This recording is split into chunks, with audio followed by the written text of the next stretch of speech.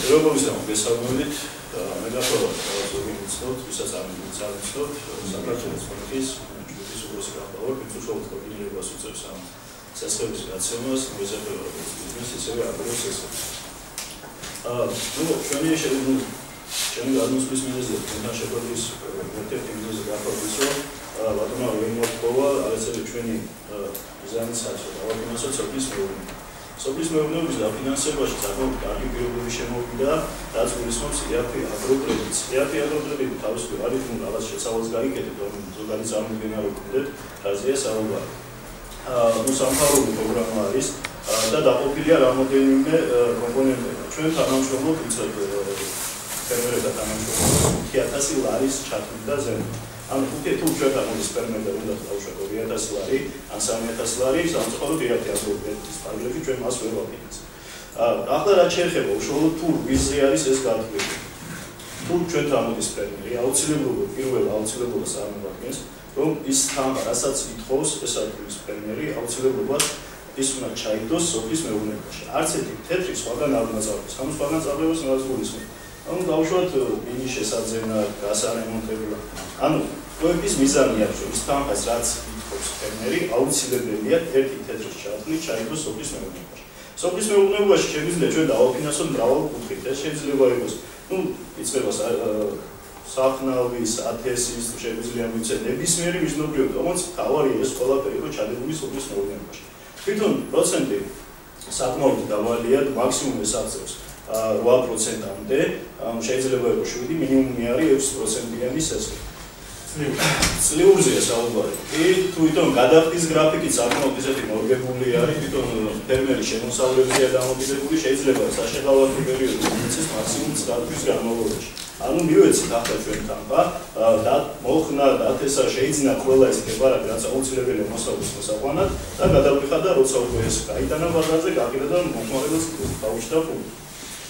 აქვე აღსანიშნავია ეს, აი რას ვითხოვთ ბანკები, რომ ჩვენ ეს თანხები რომ გავცეთ, ხო? აქამ დაახლოებით 1 კვირის წინ 10 დღის უკან შეიცვალა მიდგომა, ანუ EAP კრედიტი, რომელიც უნდა ესარგებლო ფერმერს, აუცილებლობა წარმოადგენდა, რომ უნდა ჩაიდო უძრავი ქონება. თუ უძრავი ქონება არ ქონა ფერმერს, ხო, სამწუხაროდ ის EAP აგროკრედიტით ვერ ისარგებლა. ახლა შეიცვალა ეს მიდგომა და დაახლოებით 17000 ლარამდე ჩვენ შეგვიძლია გავცეთ ისე, რომ ფერმერს არ მოჰყოლოთ უძრავი ქონების ჩადება. სამაგეროდ ვთქვათ ოჯახის ერთ-ერთი წევრის თავდეობას და აგრეთვე ეგობის ან აკუპრის თავდეობას. რაც შეეხება თვითონ პროექტს მიმდინარეობას, ჩვენ უკვე დაახლოებით 1 წელია ვაფინანსებ ამ EAP აგროს ესხებს, მე ვერ ვიტყვი ახლა რომ რაღაც ცუდი შედეგები გვაქვს, საკმაოდ კარგი შედეგები გვაქვს, მაგრამ არის ერთი ნიუანსი. ხაშურის სოფლებზე სამწუხაროდ ჩვენ ვითარებს ვერ გაწევთ. არ ვიცი ეს იმის ბრალია რომ რაღაც ინფორმირებლობის ნაკლებობა არის, შეიძლება კიდე სხვა ნიუანსები, რომელიც ჩვენ არ ვიცით. ზოგადად ესეც ჩვენ რაც გავვიცით, ეს იყო სოფელი ვაყა არის ძირითადად, რომელიც უფრო აქტიური საწავლის სისტემა და უფრო კარგად არის განვითარებული, მაგრამ ეს კიდევ მეორე. სხვა სოფლებიდან სამწუხაროდ არ ვიცი კიდე თუ ვიცი ბრალიას ყველაფერი, ან ინფორმირებულობის, ან ალბათ მაგის.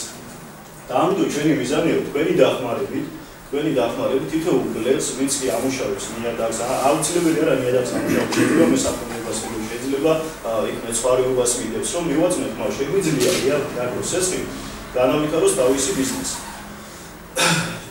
აქ ერთი მომენტი ასეთია, რომ როგორ შეიძლება ჩვენ გლებს მივაწვნოთ ეს ინფორმაცია. ერთ-ერთი პირველი წყარო ეს არის თქვენი დახმარებით, ჩვენ გვინდა რომ მივაწვნოთ და უთხრათ, რომ შეგვიძლია ვისარგებლოთ EAP-ს ესხი შესაბამისი პირობებით. ამიტომ ჩემი თხოვნა იქნება თითოეულ თქვენთანადა, რომ ავარჩიოთ ერთი პიროვნება, თითოეულ თქვენს რეგიონში იქნება თუ სოფელში იქნება, რომელსაც უშუალოდ მეც დავესაუბრები, აუხსნით ყველა იმ პირობას, რაც აუცილებელია რომ იცოდეს, როგორ შესთავაზოს ეს EAP-ს ესხი და იქნება ჩვენი წარმომადგენელი იმ კონკრეტულ სოფელში. ეს წარმომადგენელს ფუნქცია რა იქნება? ფუნქცია იქნება ზუსტად ის, რომ სოფელი კარგად იცის, ცნობადი სახეა სოფელში და გაუკეთებს ინფორმირებას, რომ საქართველოს ბანკი აფინანსებს ასე და ასე EAP-ს ესხებს და შეგიძლიათ მოგზავნეთ ისარგებლო და გაიტანოთ ჩვენგან ესხი. ამიტომ კიდევ მეორე, ჩემი თხოვნა იქნება, რომ ავარჩიოთ ერთი ისეთი პირო, ეუბნება. არ აუცილებელი არის რაღაცა მაღლესი განათლება ქონდეს, აუცილებელი არ არის რომ ინა თუ არა 20 წლის იყოს. ანუ თქვენ ვისაც ვთვლით, რომელიც კიდევ მეორე ცნობადი სახე უნდა იყოს, მის სიტყვას გარკვეული ფასი უნდა ქონდეს სოფელში, იმიტომ ახლა თუ ისე მიჩერებიან რომ არ აქვს ფასი, ნუ აზრი არ აქვს საუბარი და დანარჩენს უკვე ჩვენ აუხსნით, აი როგორ უნდა შესთავაზოს, რამდენი პროცენტია, რამდენი იქნება თვეში გადასახდელი, თუ ეს ინფორმაცია მიაწვდოს ახლა. Თქვენ თუ რამე კითხვები გაქვთ, შეიძლება გკითხოთ და რაღაც ბოლოდან დავიწყოთ, ბოდიშმონ. ხელფასი იქნება რამე ამბობ. ხელფასი, ანუ აქ როგორ არის, ისეთ რომ ოფიციალური ხელფასი რომ თქვენ მოსწყვეტი ექნება 1000 ლარი, ესე არ იქნება. თითოეულ მოზიდულ სასწრებელზე ექნება თავის საბონუსის სისტემა. რამდენი მეტი კლიენტსაც მოიყვანს, იმდენი მეტი ანაზღაურება ექნება ბონუსის. უხეშად საშუალო. უხეშად რო ვთქვათ, ერთ მოყვანილ ახალ კლიენტზე, რომელსაც ბანკთან შეხება არ ქონია, ან ბანკისათვის ის არის ახალი კლიენტი, დაახლოებით ექნება 15-დან 20 ლარამდე ანაზღაურება. გააჩნია რა თანხა, რა მოცულობის თანხას გაიტანს და რა ვადიენს გაიტანს. არა, 15-20 ლარს ასეთი მივჩერები ვართ, რომ მოიყვანს აპლიკაცია 200 ლარია, ხო? 200 ლარი. თან კიდე სისტემა ესეთია, საბონუსო სისტემა ჩვენთან აწყობილი, რომ სანამ ეს მომხმარებელი იქნება ბანკის კლიენტი, პირველ თვეში ჩაერიცხება 15 ლარი, შემდეგ ჩაერიცხება უკვე 8 ლარი. ყოველ მომდევნო თვეზე, სანამ ეს მომხმარებელი ანუ თავში გაუგული პორტფელი იქნება. თავის კლიენტების პორტფელი იქნება, საერთოდ გამომდინარე ვიძებს აქვს. თქვენთან აგრე რო მედიტები ვიყავი ესენთან მე მოგახსოვთ რომ ასეთი პირობა წარმოვიყენეთ რომ თქვენც უნდა გქონდეთ საწყისიო რომ მე რო გავცეთ თანხავდა ეს არსებობს კიდევ თუ არ არსებობს აი მე მაშინ საწყისი არ მქონდა მოდი ასე შევხედოთ ახლა სამის ბანკი როგორ მიჩნევს შეიძლება მე მქონდეს 10 გექტარი მიწის ნაყოფი 10 გექტარი მაგრამ არ მქონდეს ამაში მე არც გამოცდილება არ მქონდეს ამის დამუშავებას. ან ისეთი კულტურა მინდა დავთეს, რომ საერთოდ არ შეხება არ მქონია, ხო? ბანკი თავს იკავებს ასეთ იმის დაფინანსებით, რომ რაღაც რისკის მატარებელია. ჩვენ ვინა როგორ კლიენტი იცით, აი რომელსაც გამოცდილება აქვს ამ საქმეში, არ ითხოვს რაღაც, ანუ ჩვენ გვაქვს კრიტერიუმები. თუ დავუშვათ შევისწავლოთ მის ფინანსურ მონაცემებს, ამ ფინანსური მონაცემები მომხმარებელს ეკუთვნის 1000 ლარი, სიტყვაზე პირობითად არის, ხო?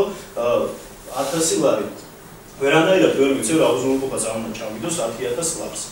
ვერანაირად თუ ბიზნესი არის დამწყები, ბანკი ითხოვს რომ აი თქვენი თანხაც ჩადეთ ამ საქმეში, რომ დავინახოთ, რომ თქვენს გაწიოთ გარკვეული რისკი და არა მარტო ბანკმა გაწიოს ეს რისკი. ესეთი მომენტებიც არის. დღეს ძირითადად სულავს, ხო რაღაცა შემოსავლით წინასწარ რაღაცა სამუშაოები და დამწყები არ არის მისთვის.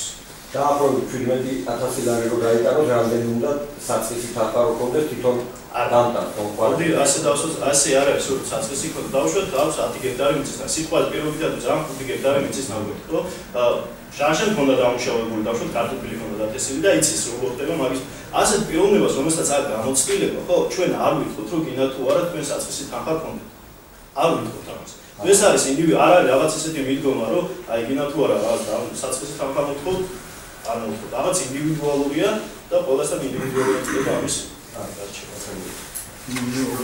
საწყის თანხა 5000 ლარიდან იწყება. 5000 ლარიდან ჩვენ ვიწყებთ იაფეროს იაფეროს. იმ შემთხვევაში თუ მოსახლის აქვს 2 გექტარი მიწა და მართლა ვერ ამუშავებს და საშუალება არ აქვს. აქვს. და უნდა დაუშვებს ეს თანხა რამდენი რაოდენობით არ ჩინდება. აი ამ ადამიანს რას უხმარებით ძირი წაფენებელია. თუ ეს თანხა ნაკლებია 5000 ლარზე, შეუძლია ჩვეულებრივ ისარგებლოს აგროსესის პერისარგებლოს. ჩვეულებრივი აგროსესი დაახლოებით ეს იქნება 22-დან 30%.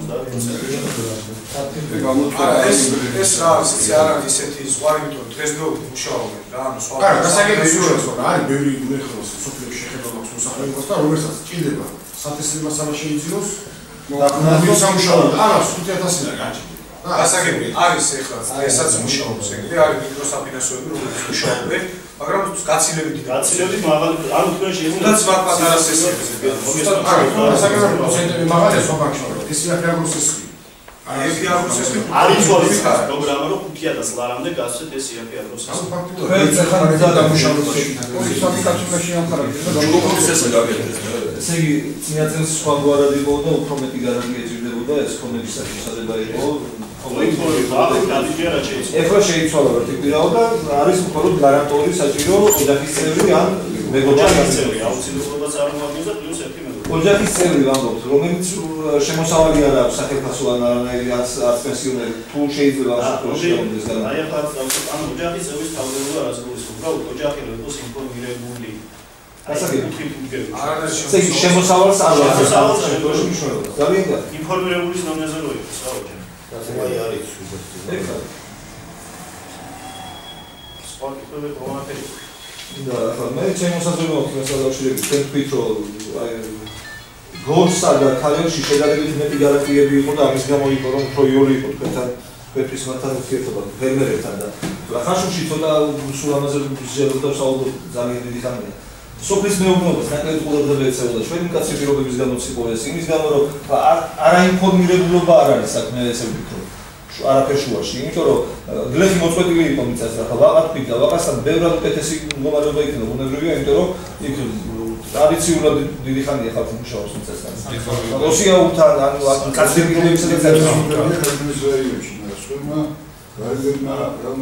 პირობები გამიგიო, თვითონ წყალიც ნიადაგი სხვა. პირობები რო არის, იმიტომ არის. ხოდა შრომის მომარაგება. აი ეს არის საქმე რომ ნულიდან არის ფაქტიურად დასაწყისი ჩვენთან შრომის მეურნეობას. ფორმის ცხოვრებაზე. აი მაგალითად მარტო საფრთხეები რო აქვს ადამიანს თუ ეხმარება მიწას. ორი აფასე და შეიძლება აი საფრთხეა რომ ხმარ. ეს საფრთხე ანუ ჩვენ ვაფინანსებთ რასაც აქვს მეურნეობის საფრთხე. თუ ამ საფრთხეს მე დაატუკებს და იგი შესაბამისად, კი ჩვენ ვაფინანსებთ ასე მომხმარებელს, მაგრამ ის რომ მოყავს უბრალოდ თავისი ცხოვრება დაუნდობს, ანუ მეურნეობის საფრთხე. საკონელი შეიძლება, მაგრამ თანხა არა, საფრთხე აქვს. მაშინ ასე და არა რამდენი სული უნდა რომ შეიძლება 100 სული 100 სული 10-15 10 სული და შეიძლება მაგასთან საბოლოო მაგრამ საფრთხე ახლა 1 ჰექტარი აქვს და 10 სულის სული მოწყვეტილია ან პრობლემა ყველა ინდივიდუალურია და რა ისე არ არის სტანდარტი რომ მიაყო 10 ჰექტარი გუნდს და 10,000 ლარს ესე არის ანუ ეს მაგრამ შესაძლებელია შესაძლებელია მე მიდი ვიყავი მაშინ. შემიძლია საქართველოს ბანკში